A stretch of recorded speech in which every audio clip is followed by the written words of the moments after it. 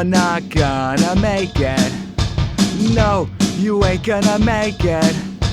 You're not gonna make it, but you can. Hey, welcome to the You're Not Gonna Make It podcast, where I discuss topics that make it feel like humanity might not make it. I'm Kevin. Today I'm going to talk about food and porn. I suspect that many people will be upset with me, but that's okay. Shouldn't be on the internet if you can't risk getting people upset or getting upset yourself. So, while walking through Whole Foods the other day, I came across some pretty nice looking snacks and I got tempted. At times I do buy snacks, but I usually don't. Why don't I? Because if they're not in my home, it's really unlikely that I'm going to eat them. So my internal dialogue went like this: that looks really good, but I shouldn't get it because it's got no nutritional value. But life is nothing if you can't enjoy yourself sometimes. It's not that bad.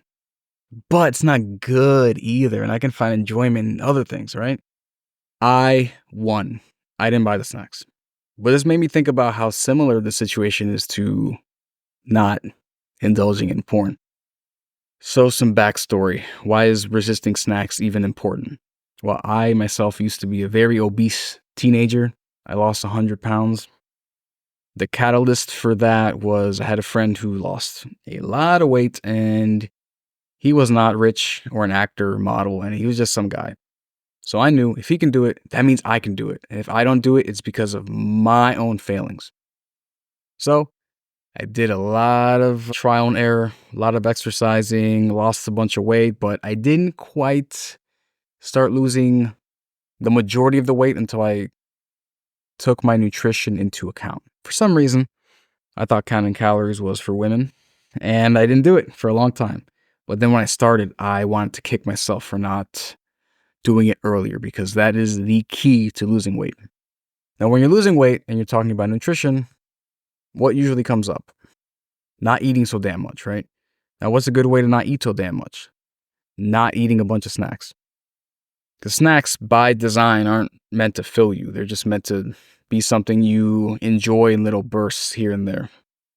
So if you eat a lot of snacks, you're going to eat a lot of food, but you're not going to get a lot of satisfaction. You're not going to be satiated. Your body's going to be like, hey, we still got to eat, buddy. But at the same time, you already did eat a lot. You already took in a lot of calories, a lot of energy. So your body wants the feeling of satiety, but you already ate a lot of calories. So when you do eat more to satiate your body, that's going to be excess and you're going to gain weight. It's not going to be helpful if you're trying to lose weight, of course. But to this day, I still have fat boy brain. Sometimes I eat a lot. Obviously, I track as much as I can reasonably. And I enjoy food, it just in a more controlled way. So when I resist food, it's kind of a big deal, because I used to be very fat and didn't resist any food. And now for the porn backstory, I started watching porn at like 10 or 11. It was on the Comedy Central. I used to watch the infomercials for Girls Gone Wild. And I'm really curious if the younger listeners even know what the fuck I'm talking about. But that's kind of how I got started in watching women with not too much clothes on. That's where it started. And obviously, I grew up in the age of, dating myself there, talking about infomercials. I grew up in the age of dial-up. At the tail end of it, but still in the age of dial-up. So when I wanted to acquire that kind of stuff, it would be risky and frustrating. But the human mind loves that shit, so I pushed through. And my taste, grew from there. As average persons does, they just look at more and more stuff, more and more often, yada yada. Anyway, 2 decades later, some problems started to rear their head in the relationships I was having. And honestly, I thought enough was enough. And I came across this book called The Easy Peasy Method, which is based on this book called The Easy Way Method, or Easy Way, for smokers to help them quit. The Easy Peasy Method was rewritten with porn in mind. And I'll link that in the show description, because it's honestly incredible. That with the book, The Freedom Model, it's just if you go through that and you truly follow the instructions and you keep on doing what you want to stop doing, then you didn't read it correctly because it is bulletproof sound logic. Anyway, cut to now. I don't watch porn. I don't care to do so. Obviously, with food in the porn, my brain would be like, "Oh yeah, I'm totally down for that." But my real brain is like, "Yeah, I mean, you would like it, but it would fuck you up. So let's not." So that's where that connection came in. With porn and junk food, you can give your brain tons of stimulation. Like they'd love it. They'd love it. But you're basically taking away, you're debiting future happiness and enjoyment because those habits come with a cost. With the food, it is gaining weight usually and poor health. The porn, it is overloading your dopamine receptors so that you can't enjoy real life anymore and that you compare everyone to the people you've seen in porn. So there's a choice you need to make when you think about these things. And it comes with awareness. You have to tell yourself, oh, I see something I know my brain would like, but I know it has no real value for me. In fact, it's harmful. So should I indulge? Probably not. There's a lot more complexity to it, but that is the thing that you need to understand. That is the main point. And if you don't understand it, ultimately you're not going to make it in regards to resisting these things. Because yeah, I mean your brain loves that shit. How could it not? Porn is designed to be extremely appealing to your brain, just like junk food is designed to be appealing to your tongue and your brain. And as humans, we crave food and we crave sex, unless you're asexual. But there's a risk. There are bad ways to satisfy your hunger and your lust. And by bad, I mean they can fuck your brain up. If you eat trash that your brain loves, it's going to get used to that and dislike other things. You know, those people who drink soda, juice all day, but you give them water, they're like, oh, this is boring. I don't like water anymore. Like, those people are not going to make it. They're fucked. I used to actually be like that. So I did make it, but you have to work your way out of that hole. Like, these days, water is great. Right? But if I spend my days drinking soda and juice, I'll be used to something that my brain is like, oh, this is the good shit. So when I go back to normal, boring water, my brain's going to be like, what the fuck? I'm not happy at all. Give me the good shit, man. It's the same for porn. I mean, there's some people who are like, man, these women in real life suck. I'm just going to go jerk off to hentai or something. You know, like your tastes get shaped by what you constantly consume. You'll prefer certain things over real life or normal stuff. So there's a power in knowing that you can reject junk food because it gives you the ability to reject porn too. Once you understand what they both do to you. And it's even easier too, since you don't need porn to live, unlike food. Some people delude themselves into thinking that they need porn or junk food, that they benefit from it, or that there aren't any issues with it. Some delusions like, oh, it's not a problem for me. I can stop whenever I want. I can just consume better and better stuff forever. Problem solved. Problem not solved. Problem bigged. The big problem is that your brain will be reprogrammed into preferring the most stimulating forms of food satiety and lust satiety. Over time, like I was mentioning with the water stuff, your brain will it will feel intense discomfort with anything less than the good stuff, as in, hardcore porn or Pete, donuts, soda, that kind of stuff. Eventually, your pleasure receptors on your tongue and in your brain will literally not be able to enjoy the things that you used to enjoy. For example, if you're eating cheesy bacon burgers every day, a pretty good salad is going to be impossible for you to consume. And this is a huge issue with Americans who need to put cheese in everything. And I use cheese lightly because I don't know what it is, but it's not fully cheese, but it's used in everything. A lot of people can't just eat a basic, well-seasoned chicken breast anymore. It's got to be fried in beer batter and drizzled in cheese. It's a problem, all right?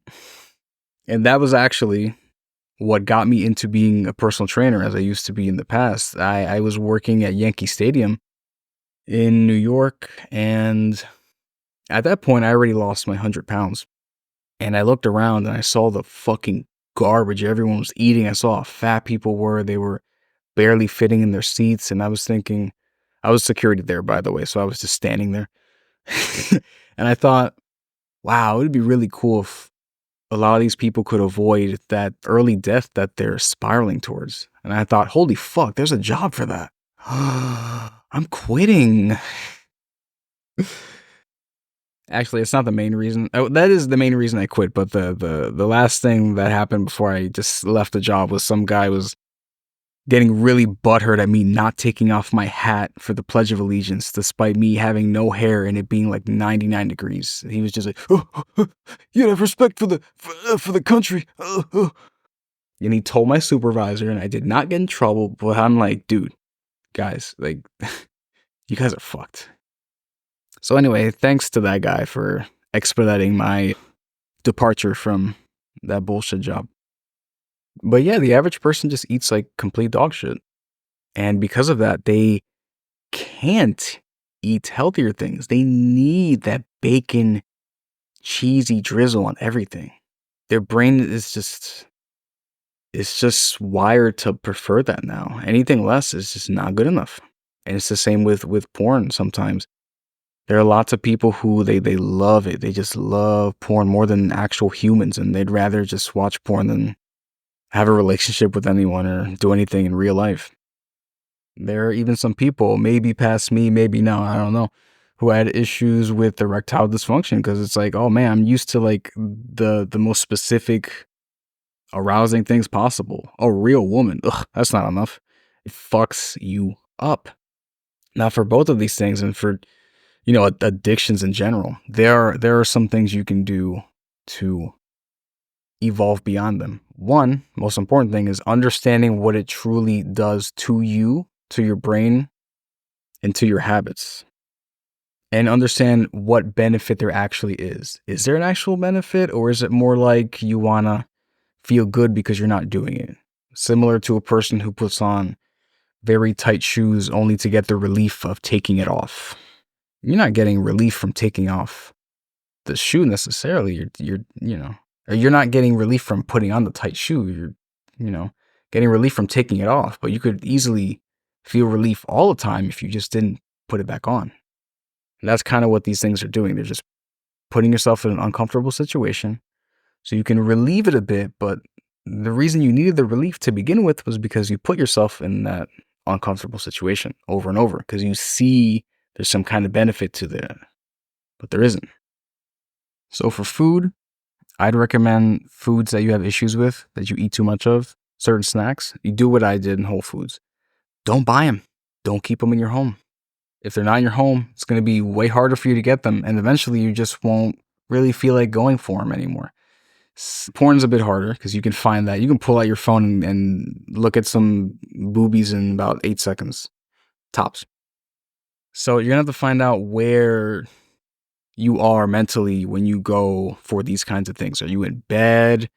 You're like, oh, I'm in bed, time to jerk off or something like that. Oh, I'm on certain social media site. Let me go to this account and look at this kind of stuff. Be mindful of what you're doing and figure the triggers out and then try to remove them. And here's something you can do for both of these things, food and porn, mostly porn, but it applies to pretty much anything. I want you to do an experiment. Literally write this down, whether it's in your phone, on paper, whatever. We're going to talk about your usage with junk food and porn. I'm going to use usage here to bring up the imagery of addiction because it kind of is. I want you to write 3 columns here, rather 3 paragraphs.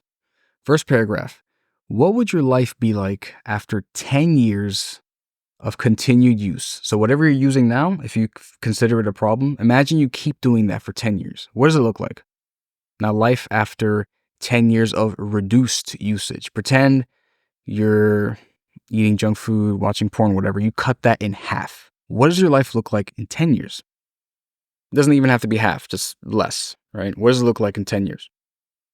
Last one, life after 10 years of no usage or little to no, I suppose. Basically, what if you just stopped? What does your life look like in 10 years? So I'll use porn as an example. I'll fill in all of these. This is pretty much going to be the rest of the episode. So if you don't give a shit about this, then you can get out of here. But life after 10 years of continued porn use. What does that look like? You obsess over pixels as you jerk your willy or flick your bean every day. You waste hours of your precious time looking up attractive strangers online. Eventually, real people just don't cut it for you. You nitpick everyone because they're not as appealing as your filtered, made up, surgically enhanced virtual harem. I mean, how could they be, right? They're real people. How could they match what you see on the internet? These perfect strangers didn't used to be your type, but your brain grew tired of regular people a long time ago. So it is what it is. If you lower your standards enough to to have sex with a regular person, your penis or vagina stops being reliable. You need porn to get an erection. Even then, it's not great. Your nerve endings have dulled due to overuse. At this point, you've numbed yourself to real intimacy, both mentally and physically, but at least you got that nut, right? That's what that looks like if you don't change anything. Let's pretend you reduced it by a lot, half, whatever. Life after 10 years looks like this. You spend less time obsessing over these pixels of strangers. You don't waste that many hours of your day anymore, but maybe an hour here and there. You've gotten pretty decent at separating the real world from the virtual world, so you can still appreciate intimacy with partners. But you know you could find something better online if you wanted. You know there are probably images, pictures, videos, streams out there that can satisfy your brain more than any other person could. You anticipate your next usage. You're fiending for your next hit. You wouldn't mind another hit. You wouldn't mind it at all. You don't spend that many hours using porn, but your brain spends a lot of time desiring it. You sometimes think about it when you're with someone. Maybe you still prefer real people, but you do love the fact that you can always rely on porn for comfort. That's not so bad, right? At least you're not like one of those people who use it all the time, right? Right. So that's with reduced usage. Sounds like that. Now, what if you've had no usage? No usage of porn. What does your life look like after 10 years? Well, this is an optimistic view. Your brain is clear of pixelized temptations. You don't waste your time watching strangers be intimate, nor desiring it. Because a lot of people waste time like, oh, I wish I could use porn, even though it doesn't really provide any genuine comfort or satisfaction.